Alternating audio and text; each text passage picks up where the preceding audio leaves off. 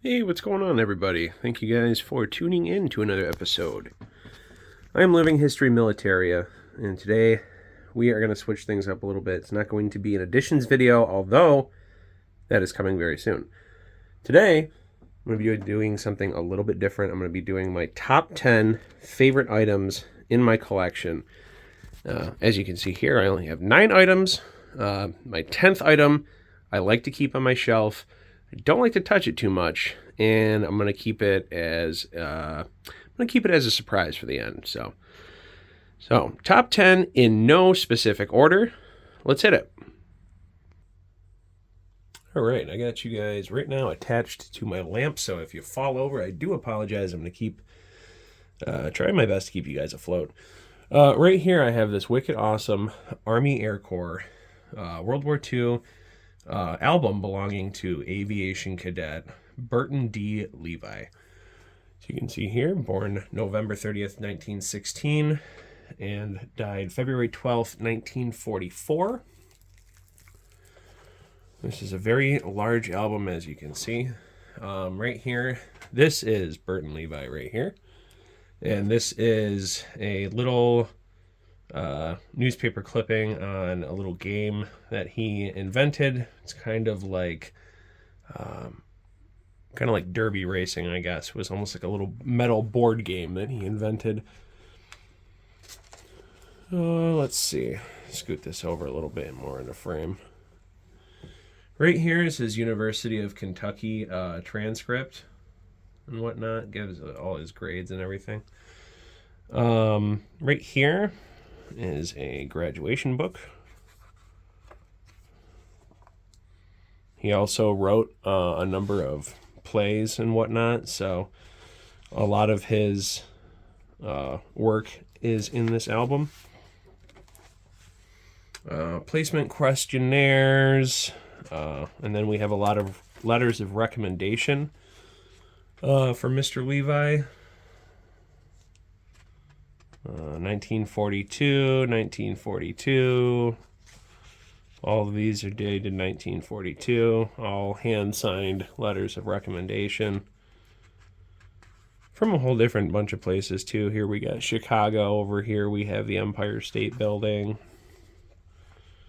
Headquarters of the 313th Army Air Force's Flying Training Detachment. Office of the Director of Special Service, which is pretty cool.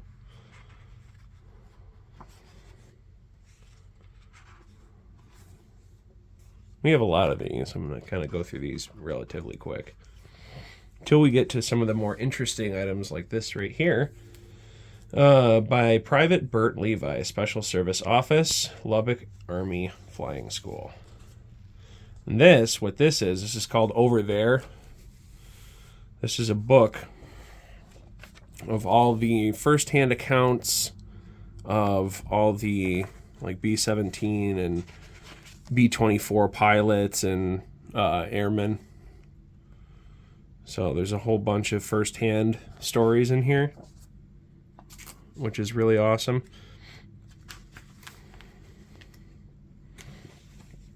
Another play right here.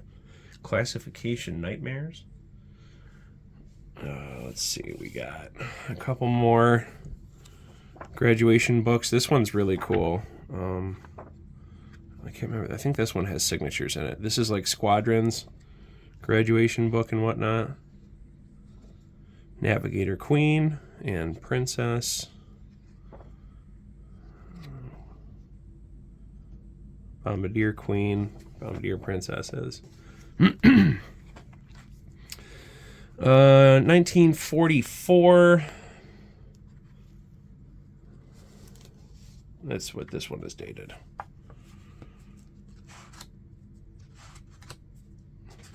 On the opposite page, Anything Can Happen, Lubbock Army Flying School.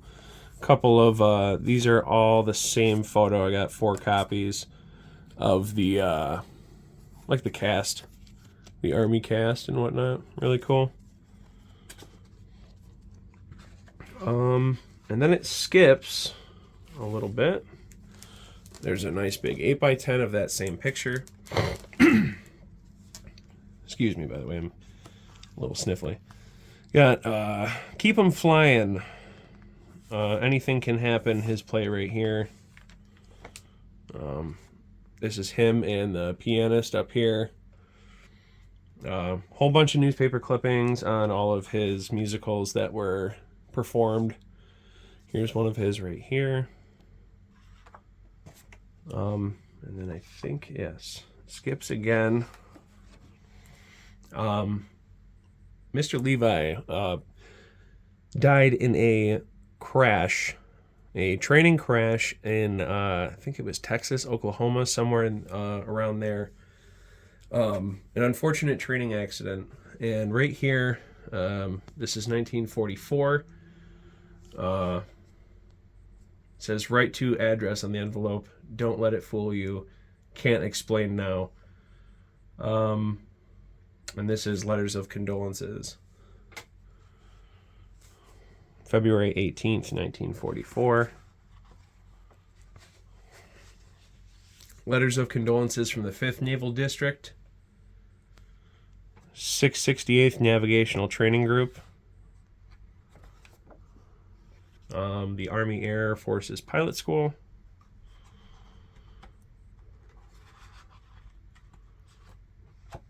right here near Beeville, Texas, February 12th, 1944.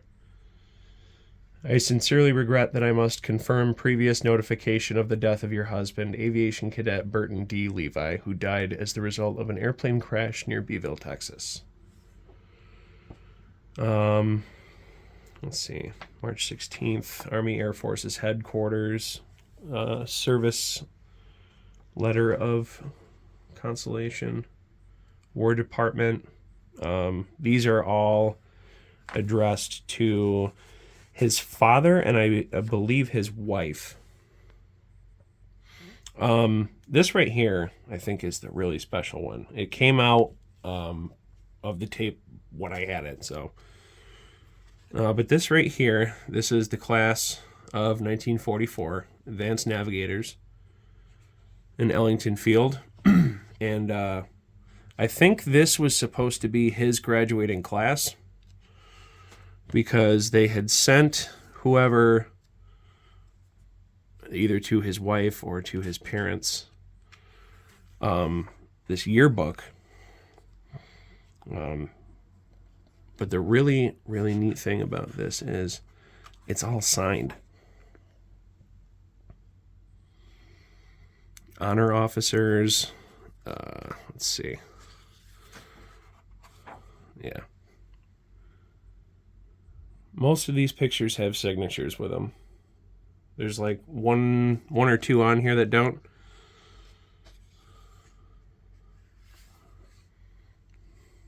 Even on the back side, there's dozens of signatures in here. I think it's really, really cool. There's people from all over the states.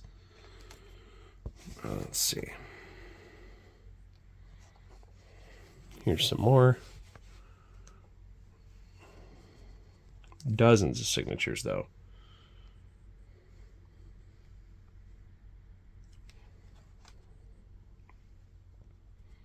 So I'm guessing that this was supposed to be his graduating class.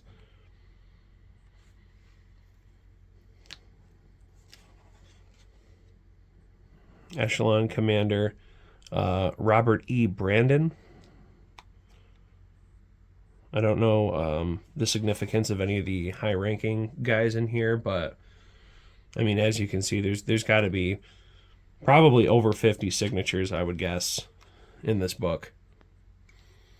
Truly a one-of-a-kind piece with a sad story. Right underneath that is the original telegram from Western Union to his wife. You can pause and read that if you'd like. Really cool, though. And I think that is the end of this book.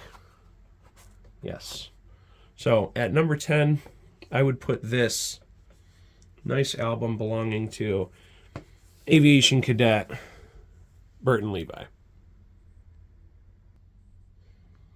Here at number 9, I have a World War II era Camillus K-bar fighting knife with a field-made sheath made of leather and these metal rivets. There's a whole bunch of them. Handle's in nice shape.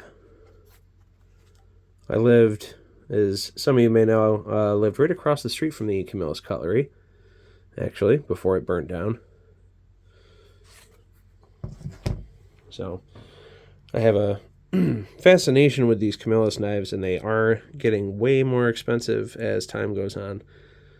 I have 3 Camillus knives in my collection right now. The other 2 are Vietnam-era jet pilot survival knife. Camillus New York, not marked with anything else. No dates. A little bit of rust. Not bad. Blade is still semi-sharp. I think this was sharpened after the war by the previous owner, but it looks awesome in the sheath. So at number 9, I'm going to put my Camillus K-bar. Coming in at number 8, I have this awesome 8x10 of the HMS Hood with the signature right here of Signalman Ted Briggs on the back. Certificate of authenticity, who at the time, Ted Briggs was the last living of only 3 men to survive the sinking of the HMS Hood by the German battleship Bismarck. So, if you don't know the story of the HMS Hood, definitely watch a video on it. There's a lot of them on YouTube. The story is incredible. The Battle of the Denmark Strait, as the Prince of Wales and the HMS Hood fought against the Bismarck and the Prinz Eugen. And the Hood was sunk, I think, within about 10 minutes of the battle, and carried all but 3 of her crew down to the bottom of the ocean. And out of those 3, I have a signature of one surviving, and the only surviving member at the time, which I think is fascinating. So, at number 8, I'm going to put my 8x10 of the HMS Hood, signed by Signalman Ted Briggs. And number 7, right here, is my World War I German artillery officer's saber. This is a Ulan regiment. This is produced or manufactured by WKC, is the blade maker. As you can see here, some of the sword collectors might know this is a jawless lion version.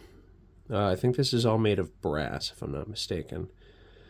But beautiful design here on the handguard and the hilt. All the wire is still intact around the grip. And right here you can even see someone had a personal modification done. EB is engraved into that side, so pretty awesome. It has initials. I'm going to go ahead and pop it open just like this. You kind of can't see it in the light. The manufacturer is right underneath on the blade right in here. It's a little knight helmet. You can kind of see it. Right in here it says WKC. If I take it out of the sheath, lay the sheath down, the sheath is in pretty nice shape also. We have a really nice etched blade with the, I think it's the Bavarian motto. Nice blade, regardless. And it is engraved also on the other side. Really cool piece. Definitely one of my rarer pieces, I'd say. So at number 7, I would put my World War I German artillery officer saber.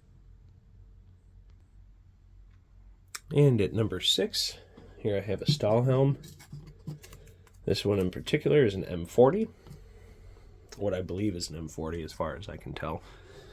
This one was Battlefield Doug and has remains of battle damage on it. Not sure where this one was dug up, but you can also see the remains of the winter camo. Still a decent amount on there. A very heavy impact here against the side skirting of the helmet. As you can see there, made a really nice indent.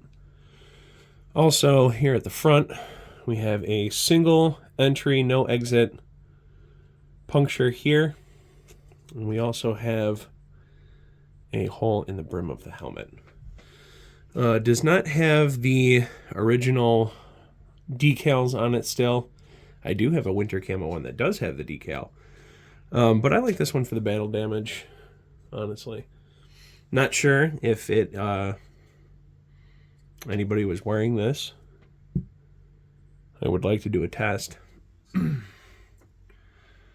Here you can get a good inside view of the puncture wound. Still a little bit of paint on the inside too. Unknown where this was dug up, and I don't really know the story behind it, but man, it makes for a great display and conversation piece. So at number 7, I'm going to put my M40 winter camo battle damaged Stahlhelm. All right, I think we're on number 5. I'm losing count. Right here, this is one of my favorite items in my collection, nonetheless. Top 10, top 5, this will always be a favorite. Still kind of gives me just chills holding this. We have a little display case here, and what you see is we have a piece of parachute material. You can see kind of the frayed ends in here. We have a 30-06 casing and bullet, and we also have a parachute hook. And all of these are have been certified by the Gettysburg Museum of History. Original relics found at Saint-Marie-du-Mont in Normandy. So a little piece of D-Day history, all contained in a little box, and I wish this thing could speak. Chances are these items belong to a 101st Airborne trooper. So just knowing the history behind it, where it was found, it's, you know, your imagination runs wild really with the possibilities of what could be. And I think that's what makes, you know, collecting that much more special. So at number 5, I think we're on, is going to be my D-Day shadow box of airborne trooper items. And number 4, right here I have a M1 McCord helmet. This has a Westinghouse liner, I believe. This is a front seam swivel bail. Has a heat stamp of 88C, which would put this around March of 1942. But what makes this helmet so special is that it comes with a name, and the name comes with an interview, which is really cool. I flip this over, I started labeling all my items. This specific helmet belonged to Albert C. Sacante, who belonged to the 5th Ranger Battalion, C Company, in the 76th Infantry Division. You can see the remnants of camo painted on the helmet. And Mr. Sacante was actually a Syracuse native, too. So, not just a... Pretty sure the chin strap is a repro, but...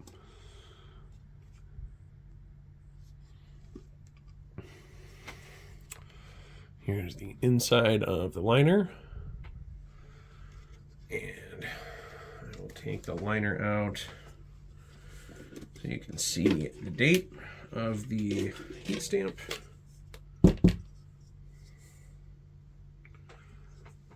Right here on the inside, right up here. The other 8 is really faded, but 88C. Right there.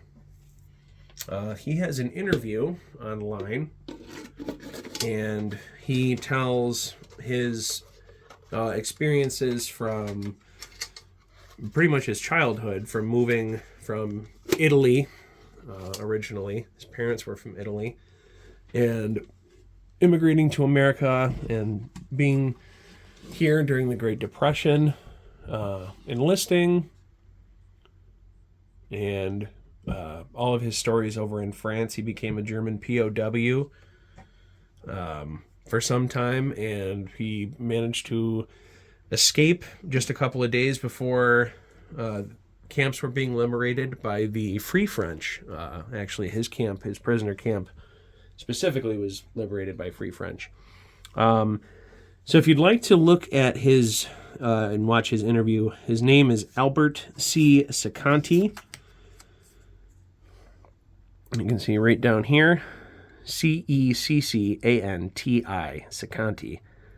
I forget exactly what foundation did the website and the interview. Might be American Veterans Association, something like that. But his videos on Google, a couple Google searches could do you well with that. I managed to find it. It's like 40 minutes long, I think, but a really interesting story. So at number 4, I'm going to put my named helmet to a 5th Ranger from the 76th Infantry Division and from Syracuse, New York, Albert C. Sacanti. Number 3, I am going to put my Japanese Type I Erasaka, a kind of a lesser-known variant. This is a really special item. Also comes from a Syracuse veteran.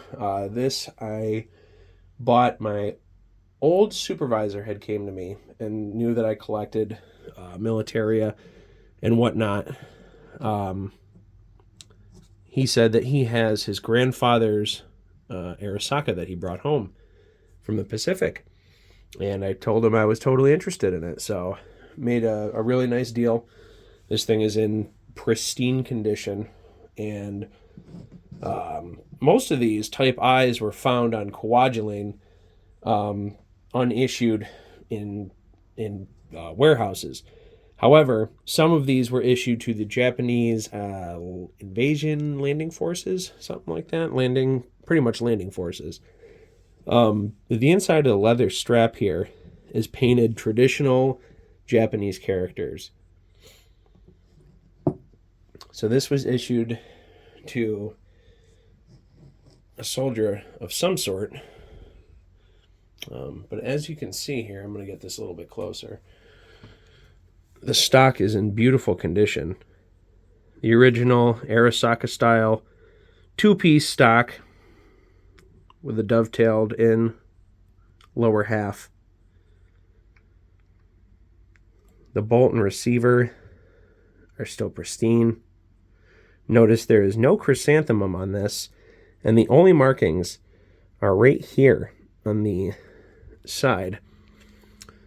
This is the serial number. Mine is H6904. It also has flip-up anti-aircraft sights. And the pin still moves.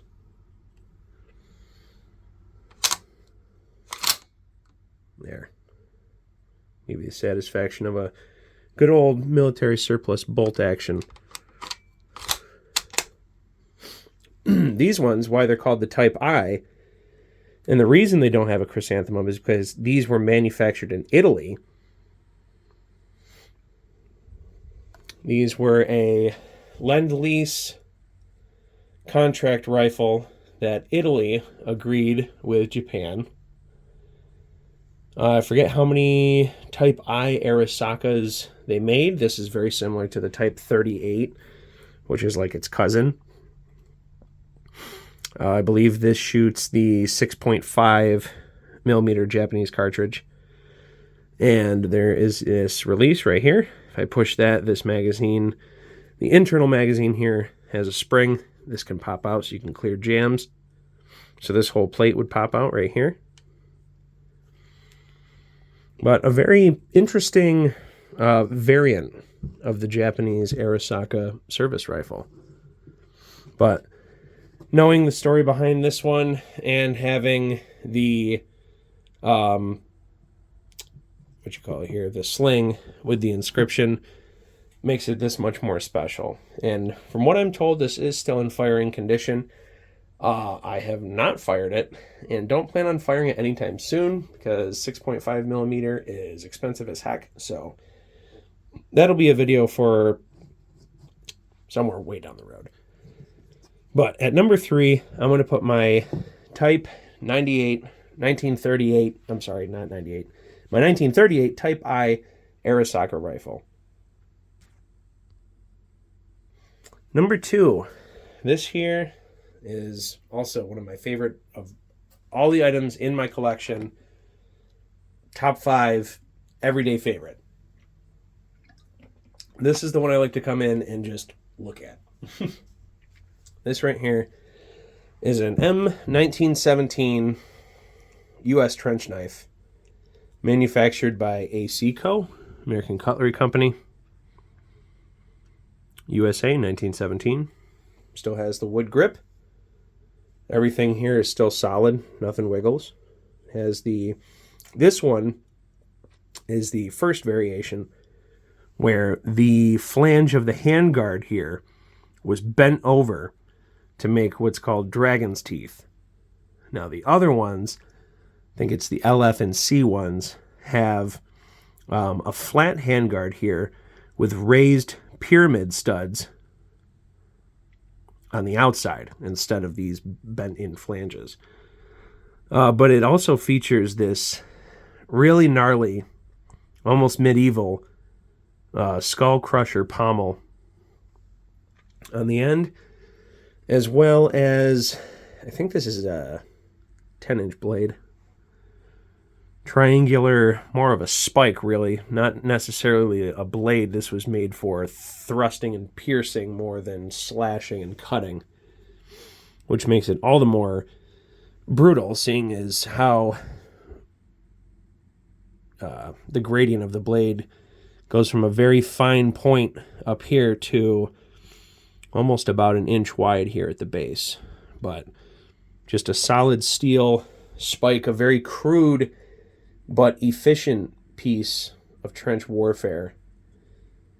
And this one was actually bought from a estate sale in Troy, Pennsylvania. I think it was Troy, Pennsylvania. So the name of the veteran is unknown, but this did come from a World War I veteran. So I think that makes it a little bit more special. But just actually having this item, the trench knife, and knowing all of its brutal history, this makes it one of my top favorites. So number 2, my 1917 U.S. trench knife. And I'm going to take you off the stand here to show you my last one, because this is the one I don't like to handle because it's very delicate. This right here is my World War I corrected English model, or CEM, M1917 Gas Mask. This one in particular is named. This one has the original filter, which is pretty heavy and probably filled with things that are not good for you. This was the mouthpiece that kind of fell out of this section right here. And I also have the original tubing, which came separate from everything, but came in pieces, but it's still cool. And it also has the original little user manual, if you want to call it that. Correct use. And then if you opened it up, there would be like a little spare patch for repairing tears and whatnot. Date issued. There's a little bit of information in here. W.L. Hudson, Regiment 60th Company F. That's all that's written in there. with a little bit of research, I was able to dig up some information on him. And that would be Mr. Walter Larry Hudson of Hopewell, Virginia. And if I can flip this around. The 60th Artillery, Battery F, was part of the 9th Infantry Division. So a named and ID'd helmet, or sorry, not helmet, but the gas mask. The helmet did come with it. I was told that it didn't belong to the same person though, but I kind of consider this all one item. So if we look at the M1917 Mark I Brody, this one is an English model with impact on the top, 2 impact holes on the top with a lot of denting, and that goes through the strap and through the liner. You can actually see on the inside is all torn up. And we have a ricochet, which looks like a projectile or something came in from this way, hit, and ricocheted upwards, which is really cool because it kind of shows what the intended use of this new helmet technology was supposed to do. The flat dome was supposed to, or the rounded dome was supposed to kind of help deflect bullets, while the brim was kind of supposed to help you from raining down shrapnel and stuff. But obviously, in this case, and in most cases, when you have hot raining down shrapnel coming down from the sky, really this isn't the best protection. But it's still cool to know the history behind all this stuff in the transitional period of when Europe was still in its industrial age and a little bit of medieval technology mixed in with the new technology. But that is going to sum it up for my top 10 favorite items in my collection. And I want to thank you guys again for joining me. I have a additions video coming up, and I'm going to be doing a rarities and oddities video, I think, next. So that was requested by a subscriber in the comments. So I'm going to be working on that, but I want to thank you guys again, and we'll see you in the next video.